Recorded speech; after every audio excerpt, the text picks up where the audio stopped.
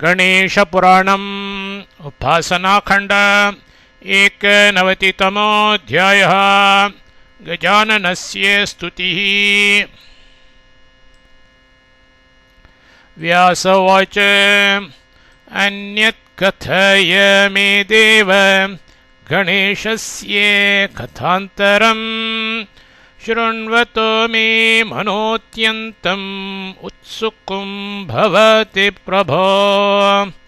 ब्रह्मोवाच एकदा प्रलये वृत्ते ज्ञापयन् मां गजाननः सृष्टिं नानाविधां ब्रह्मन् कुरु त्वं ये ममाज्ञया। अहं प्रकल्पयामास पुत्रान् सप्त हृदा तदा तेषां नामानि ते वच्मि कश्यपो गौतमोऽपि च। जमदग्निर्वसिष्ठश्च भरद्वाजोत्रिरेव च विश्वामित्रश्च सप्तैतै सर्वे वेद्याविशारदाः। सर्वे मामब्रुवन् ब्राह्मन्नाज्ञापय सुरेश्वर। मया तु कश्यपो ज्ञायी बुद्धिमांस्तेषु चाधिकः। मत्कार्यं विविधां सृष्टिं कुर्वीत्याज्ञापितस्तदा। असवोमिति मामुक्त्वा जगाम तपसेवनम्। जजापैकाक्षरं मन्त्रं दिव्यवर्षसहस्रकम्। ततः प्रसन्ना भगवान् द्विरदानन ईश्वरः। चतुर्भुजो रविन्दाक्षो महामुकुटमण्डितः पाशाङ्कुशधरो मालादन्तहस्तशुभाङ्गदः। सुवर्णमणिरत्नाढ्यः मुक्तमालालसद्गलः। सर्पोदरकोटिसूर्यविलसद्दीप्तिमण्डलः। विकसन्नेत्रविभ्राज चारुशुण्डालसन्मुखः। आविरासीत् कश्यपस्य पुर एवं गजाननः। क्षुद्रघण्टानुपुराणां रवान्मुखारेताङ्घ्रियोक्। दृष्ट्वा ननर्त तं देवं कश्यपो हर्षनिर्भरः। नत्वा सम्पूजयामास नानामङ्गलवस्तुभिः। बद्धाञ्जलिरुवाचेदं सुप्रसन्नो गजाननम्।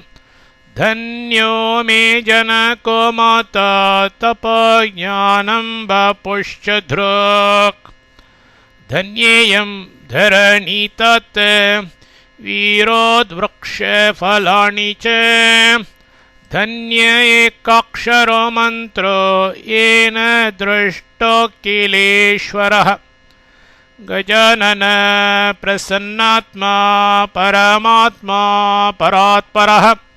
यत्र कुण्ठाश्चतुर्वेदा वेदान्तमोक्तां गतः। अगोचरो मनस्तर्कैः सोऽयं देवो महीक्षितः। यस्मात् आविर्भवन्ति मे हरेशाग्निं मुखासुराः। पातालानि च सप्तैव भुवनानि चतुर्दश। यत्र तन्निलयं यान्ति सोऽयं देवो महीक्षितः। यो निर्गुणो निरादीशो गुरुगम्यो निराकृतिः। ब्रह्मेतीयं विदुःखे चेत् सोऽयं देवो महीक्षितः। कवच एवं वाक्यामृतरसैः परितुष्टो गजाननः उवाच कश्यपम् अम्रं स्तुवन्तं विविधैस्तवैः। गणेश उवाच भक्तेस्तवादनुष्ठानात् प्रीतस्तेऽहं मुनेऽधुना वरं वरय मत्तस्त्वं यं यं स्ववनसिच्छसि। कश्यप उवाच सृष्टिं नानाविधां कर्तुं समर्थ्यं देहि मे प्रभो त्वदङ्घ्रिकमले भक्तिम् अविस्मरणमेव च या प्रत्यक्षता तत्र स्मरित्वां यत्र चाप्यहं तादृशं देहि मे पुत्रं नाम्ना कश्यपनन्दनम्। गणेश उवाच सर्वं ते वाञ्छितं मत्तो भविताशु महामुने भक्तिर्मे विस्मृति स्यात्ते संकटे चान्तिकं व्रजे। करिष्यसि विचित्रां त्वं सृष्टिं मम प्रसादतः। क उवाच एवमुक्त्वा मुनिं देवस्तत्रैवान्तरधीयत। कश्यपोऽपि मुदा युक्तो निजस्थानं तदाययौ। कदाचित् कश्यपोऽकस्मात् अशरीरप्रपीडितः न चालभत् क्वापि शर्म गृहमध्यं ततोऽगमात्। नित्यं नैमित्तिकं काम्यं कर्म ध्यानं च नास्मरत्। तं तथा विह्वलं दृष्ट्वा योषितोऽस्य चतुर्दश। दित्यदित्यैर्धनुकद्रोर्विनताद्या पुरस्थिताः बुभुजे क्रमशस्तास्त्रु नानागारेषु कश्यपः। काले यथोक्ते सुषुवे दितार्दैत्यानानेकशः अदितिर्देवगन्धर्वान् धनुश्च दानवानथ। क्रमेण किन्नरायक्षाः सिद्धचारण गुह्यकः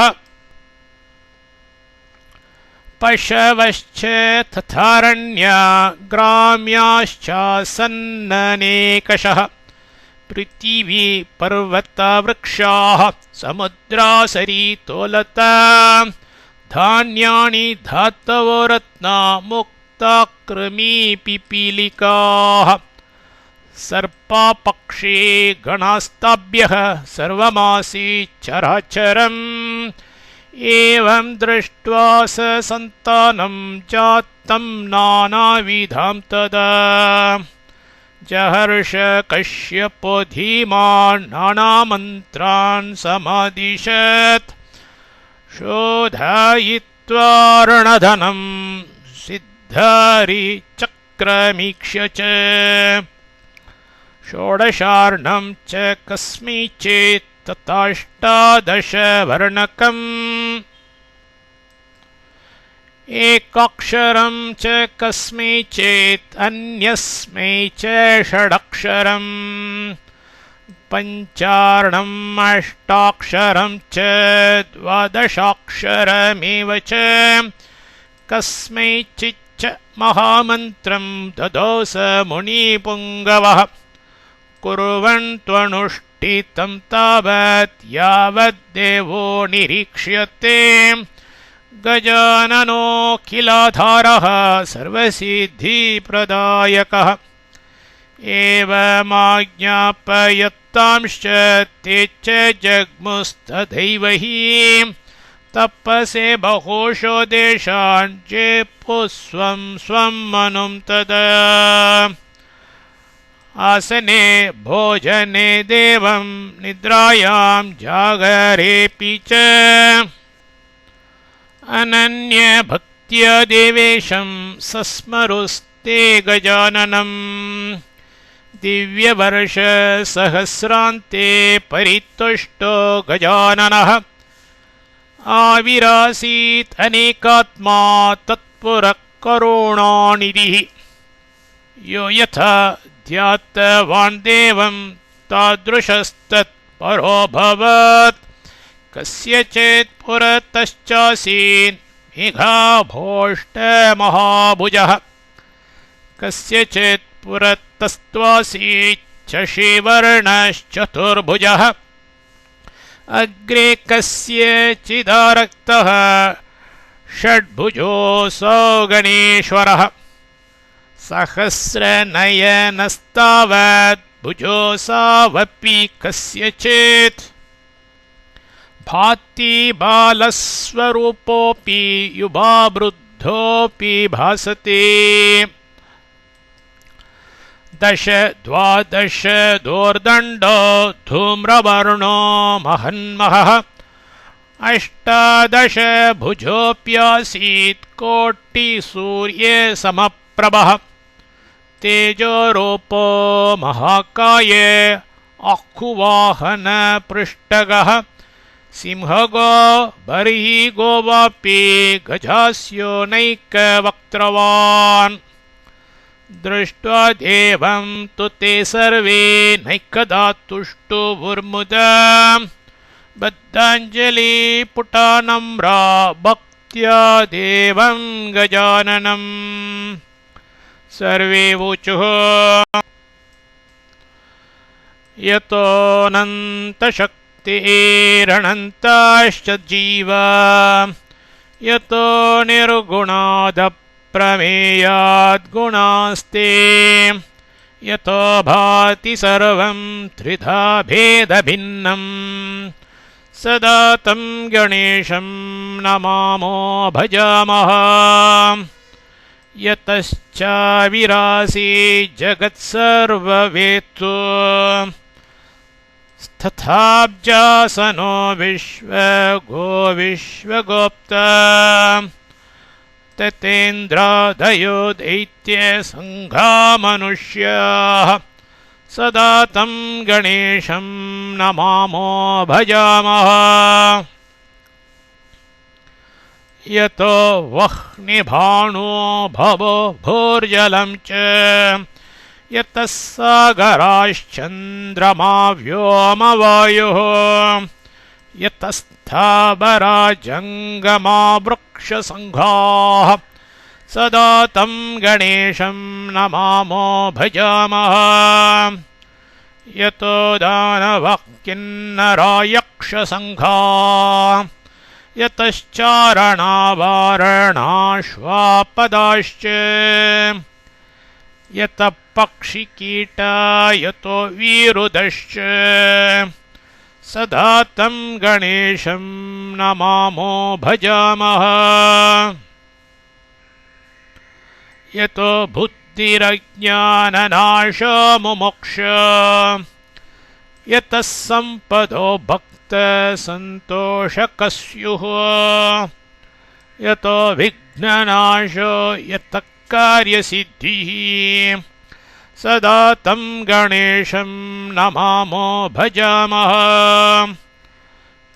यतः पुत्रसम्पत् यतो वाञ्छितार्थो यतो भक्तिवेद्यास्तथानेकरूपाः यतः शोकमोहो यतः काम एव सदा तं गणेशं नमामो भजामः यतोऽनन्तशक्तिः स शेषो बभूव धराधारणेनेकरूपे च शक्तः यतोऽनेकधा स्वर्गलोकाहीनाना सदा तं गणेशं नमामो भजामः यतो वेदवाचो विकुण्ठामणोभिः सदा नेति नेतीति तायं गृह्णन्ति परब्रह्मरूपं चिदानन्दभूतं सदा तं गणेशं नमामो भजामः सदा तं गणेशं नमामो भजामः। इति श्रीगणेशपुराणे उपासनाखण्डे 91तमोऽध्यायः।